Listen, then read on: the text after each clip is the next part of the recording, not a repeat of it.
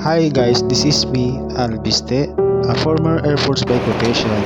Yan, good evening. Ito naman ang dahilan ko kung paano ko nakilala ang sarili ko dahil sa negosyo.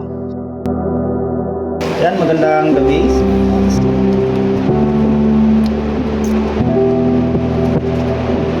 Kakatapos lang ng ating work. Ayan, so shoutout sa ating mga friends. Ayan, walang filter.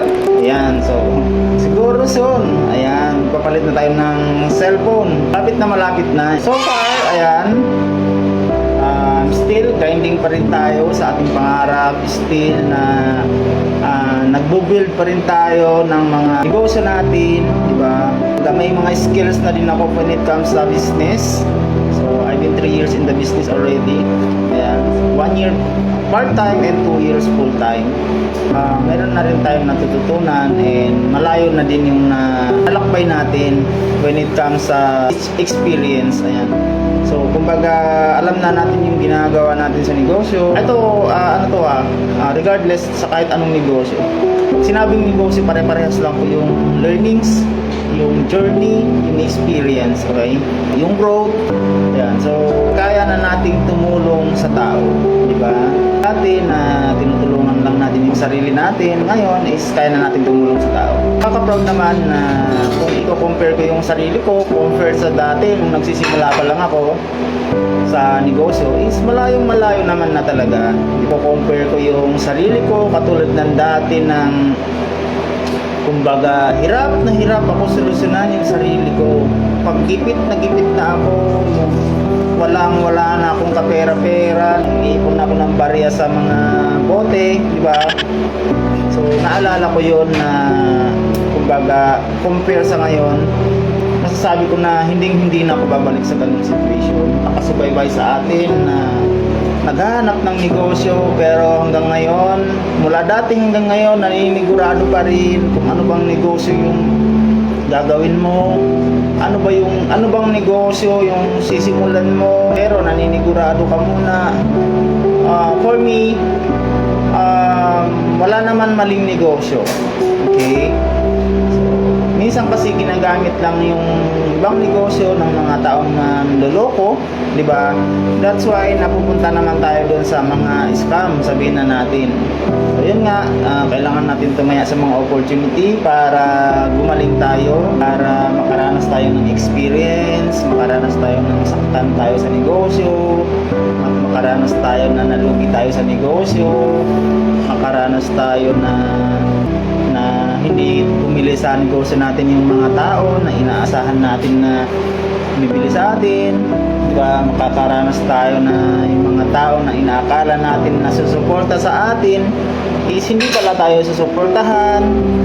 Makikilala natin yung mga tao na akala mo kakampi mo, so nung nagnegosyo ka, iniiwasan ka na. So marami tayong mararanasan and matututunan when it comes sa business. So, malayo talaga. So, para for me, I suggest everyone na mag-take risk. Okay? So, take risk, pero hindi porket na nag-failed ka sa ginawa mong desisyon na hindi ka na mag-take risk ng iba. Okay? So, kumbaga, kung may, laging balance yung mundo kasi.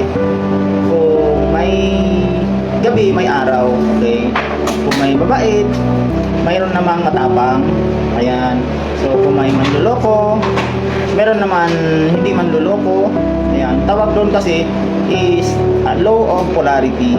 Kung merong illegal, meron din legal. Diba? Kailangan lang natin maging matalino. Siyempre, aaralin natin muna bago natin yan gagawin. Huwag tayo mag-rely sa single source of income lang. Kasi mahihirapan talaga tayo. Nasa Pilipinas kasi tayo. Diba?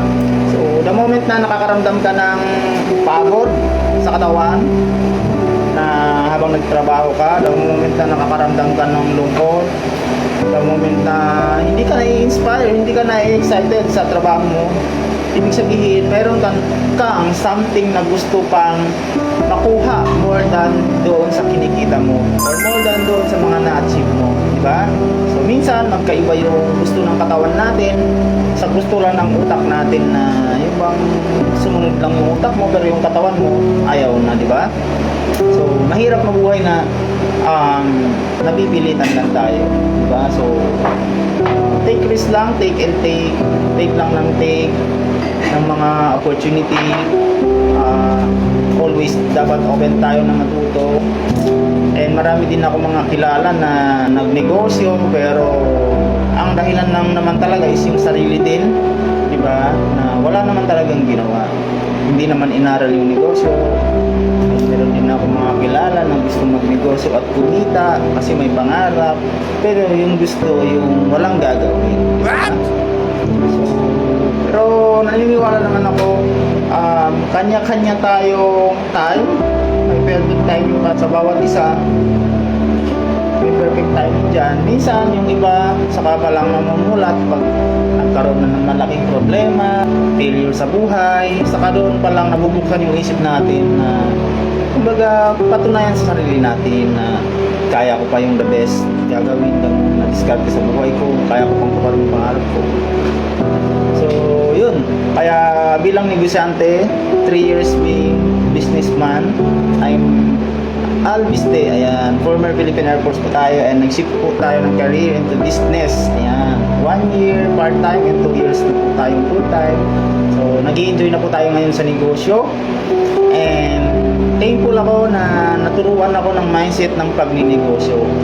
Kasi isa na ako ngayon sa nagtuturo and nagbibigay ng mga advice sa pamilya ko kung ano ba yung dapat nilang gawin. Kasi sa totoong buhay talaga is kailangan mo maging matapang, kailangan mo maging diskarte, kailangan mo hindi matakot sa pagkakamali para matuto. So, sa buhay kasi minsan kailangan malakas ang loob sa isang pamilya. So, siguro tayo yung nabiyayaan nun. Kaya I'm so blessed na yung dating mahiyain, yung dating hindi nagsasalita, yung dating takot sa camera, yan, yung dating umaasa lang sa sahod. Pero ngayon, proud ako sa sarili ko na nagbunga naman lahat ng mga sacrifices ko. Diba? Naranasan na natin kumita ng 6 digit in a month. Diba? Naranasan na natin mapagod sa Pilipinas, mag-enjoy naman international. Naranasan na natin makakilala ng mga tamang tao. Minsan, yung mga meron din ng mga hindi tamang tao na sa umpisa na mahal ka, kaibigan mo, pero iiwan ka pa din. But at the end of the day, lahat naman ng bagay o tao man yan is iiwan at iiwan pa rin tayo, or tayo yung mag-iiwan. So, and sa lahat ng mga nakasubaybay sa akin, ayan, so nagtuturo po ako ng mga naghahanap ng mga extra income na gusto niyo ipagsabay lang sa trabaho niyo. Kahit nasa trabaho kayo, nagagawa niyo siya kasi merong tao na tutulong sa inyo. Katulad ko po is full time po ako dito, and kayang-kaya ko po kayong tulungan, and syempre kayang-kaya ko po kayong guide, ayan, pagdating po sa pagninegosyo. So sa panahon kasi ngayon, hindi kaya ng oras natin magnegosyo ng traditional, diba? Syempre una-una magbabayad ka ng upa, tubig, ilaw, kuryente, is malulugi ka, permit pa lang. So the only way kung gusto niyo maghanap ng negosyo na gustong maipagsabay lang sa trabaho, sa spare time natin or after ng duty natin, hanap ka ng negosyo na manageable business. Kung bang mayroong taong tumutulong sa'yo na hindi mo kailangan pasahuran. So ganun lang kasimple.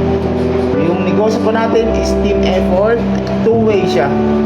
Nagtutulungan tayo, hindi mo mag-isa gagawin. So siguro for now yun lang, and yun sa lahat ng mga gustong malaman ang full details ng business natin at sawang-sawa na sa loan reloan sa Hikel. Ayan, sa mga gustong lumabas sa box, hindi mo naman kailangan iwan yung trabaho mo, magdagdag ka lang. Diba? Sabi nga, your job, my job, is a gift from the Lord, but don't deprive yourself from other opportunities. So yun lang, God bless everyone, and I hope na lahat tayo, pakinggan lahat ng prayers natin ng Higher Creator, and syempre para sa pamilya natin. Bigyan pa tayo ng mas magandang buhay na pinapangarap natin. Diba? So lahat tayo may pangarap tayo kung saan man tayo ngayon. Basta huwag tayo makalimot sa pangarap natin. Tuparin natin yan habang malakas pa at buhay pa tayo. With that, thank you so much and God bless everyone. Bye-bye.